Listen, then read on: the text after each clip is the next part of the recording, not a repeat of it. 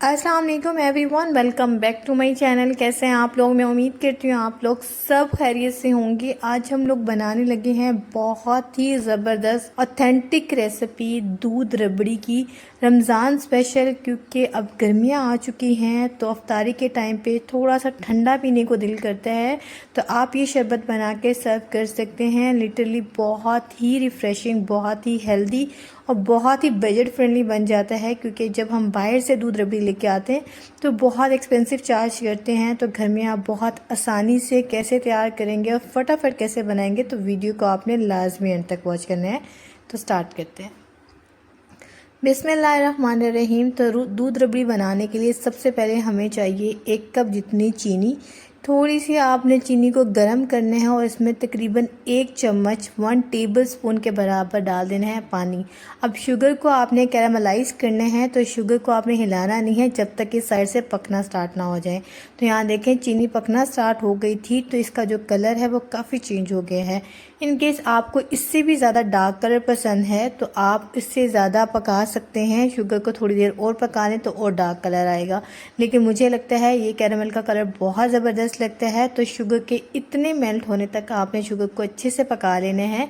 चीनी बहुत अच्छे से डिज़ोल्व हो जाए, इसका बहुत अच्छे से खूबसूरत सा कलर आ जाए, तब तक आपने शुगर को पका लेना है। कैरामल का कलर डिपेंड करता है कि आपकी अपनी चॉइस क्या है।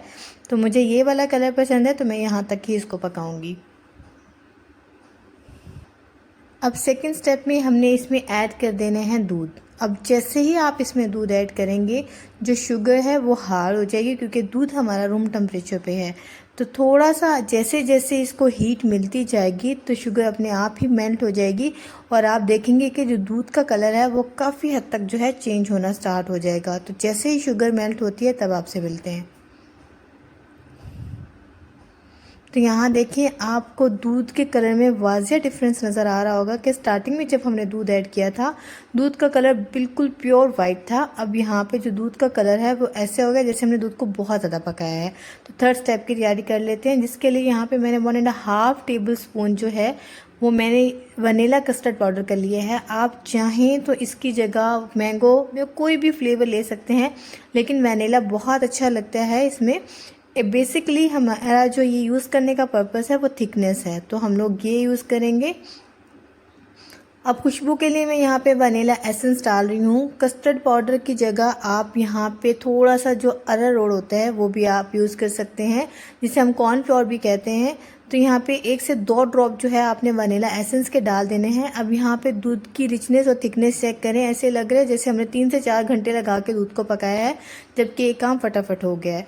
अब आपने क्या करना है, ग्रेजुअली थोड़ा थोड़ा करके आपने ऐड कर देना है जो हमने कस्टर्ड का मिक्सचर बना के रखा था, और आपने स्पैचुला को कंटिन्यू चलाने हैं। जैसे ही आप ये कस्टर्ड का मिक्सचर इसमें ऐड करेंगे इसकी जो थिकनेस है थोड़ी और बढ़ जाएगी। बस आपने मेक श्योर करना है कि आप इसको कस्टर्ड नहीं बना रहे, आपने जस्ट इसको थिकनेस के लिए डाला है। वनीला कस्टर्ड ऐड करने से एक तो इसका जो कलर है वो पेल येलो की तरफ नहीं जाएगा, बिल्कुल रबड़ी दूध वाला ही कलर आएगा। तो आपने क्वांटिटी देख के ऐड करनी है। यहाँ पे मेरे पास 1 kg दूध के लिए यहाँ पे मैंने तकरीबन 1.5 टेबल स्पून जो है वो कस्टर्ड लिया था। तो बेहतरीन जो कंसिस्टेंसी है वो आई है। तो आपने 2 से 3 अच्छे से बॉईल आने तक पका लेना है और इसको जो है चूल्हे से उतार लेना है। जैसे ही ये चूल्हे से उतरा है, 15 मिनट के लिए मैंने रखा था, थोड़ा सा टेम्परेचर डाउन हुआ था, तो मैंने यहाँ पे जो तुख मलंगा होता है उसको सोख करके रखा हुआ था वो ऐड कर दिया है। रबड़ी दूध में तुख मलंगा बहुत अच्छा लगता है, गर्मियों में बहुत रिफ्रेशिंग है, बहुत हेल्दी है, स्टमक के लिए बहुत अच्छा है, आपके गट के लिए बहुत अच्छा है, आपके पेट के लिए बहुत अच्छा है। तो आप यूज़ ज़रूर इस्तेमाल किया करें। ये आपकी वेट लॉस में भी बहुत हेल्प करता है अगर आप सिंपल पानी के साथ लें। एनीवेज यहाँ पे देखें दूध रबड़ी जो है बेहतरीन सा तैयार हो चुका है।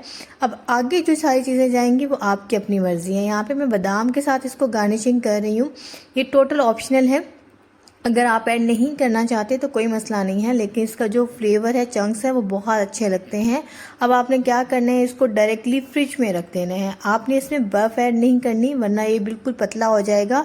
आपने इसको फ्रिज में रख के ही ठंडा करना है। जैसे ही आपने अफ्तारी के टाइम में सर्व करना है तो ठंडा ठंडा आपने उसी वक्त आपने ग्लासेस में ऐड करके सर्व कर देना है। सर्व करने का बेहतरीन तरीका ये है कि आप इसको ग्लासेस में सर्व करें स्ट्रॉ के साथ, तो बहुत ही ज़बरदस्त जो लुक है वो आती है। तो मैं अभी आपको एक सर्व भी करके दिखाती हूँ, सिंपल आपने कैसे सर्व करना है। तो यहाँ देखिए तकरीबन 1 घंटे के बाद मैं इसको सर्व कर रही हूँ। ये बिल्कुल ठंडा हो चुका था। ज़रूरत से ज़्यादा ठंडा भी नहीं करना, क्योंकि आजकल इतना मौसम भी चेंज नहीं हुआ कि बिल्कुल बर्फ़ की तरह पिया जाए, लेकिन आपने इसको ठंडा करना है तभी अच्छा लगता है। इसमें वनीला एसेंस की जो फ्लेवर है, खुशबू है, बहुत अच्छा लगता है। और इसमें तो मलंगा बादाम के थोड़े क्रंच जो है बहुत ही यमी और टेम्पटिंग जो है फीलिंग देते हैं, और बहुत ही रिफ़्रेशिंग और बहुत ही हेल्दी है। लिटरली ये दूध बहुत ही ज़बरदस्त बनके तैयार होता है, और पीने में तो क्या ही बात है। आप मेरे कहने पे इस रमज़ान में एक बार ज़रूर ट्राई कीजिएगा, आपको बहुत बहुत पसंद आने वाला है। तो दोनों गिलास हम लोग रेडी कर लेंगे। तो बेहतरीन से दोनों ग्लास हमने बनाकर रेडी कर लिए हैं। हम थोड़ा सा गार्निशिंग करेंगे बादाम के साथ, और अब आपने इसको सर्व करना है अपने टेबल पे। लिटरली आपके घर वाले बहुत खुश हो जाएंगे, क्योंकि बहुत ही हेल्दी और बहुत ही रिफ्रेशिंग जो है ड्रिंक तैयार हुई है। तो ये थी आज की मेरी वीडियो। आई होप आप लोगों को बहुत पसंद आई होगी। मिलते हैं एक नई वीडियो में। अपना बहुत सारा ख्याल रखिएगा, दुआ में याद रखिएगा। टेक केयर, अल्लाह।